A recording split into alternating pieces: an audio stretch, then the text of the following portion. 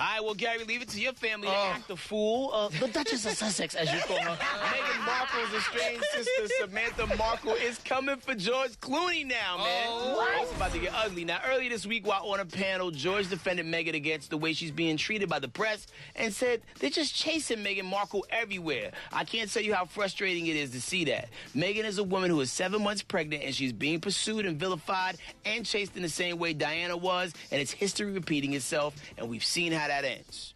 No harm, no foul there, right? Yeah. But he did also fire shots at the Daily Mail for publishing a letter that Meghan allegedly wrote to her father.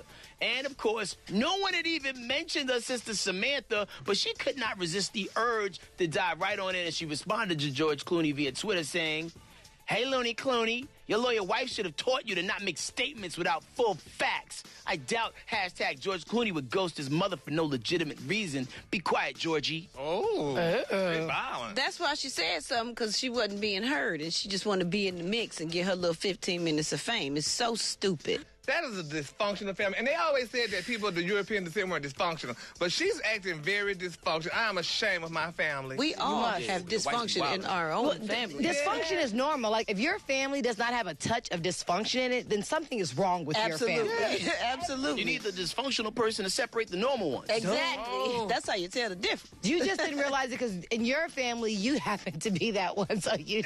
I'm the one that carries it all. Exactly. So, I don't see...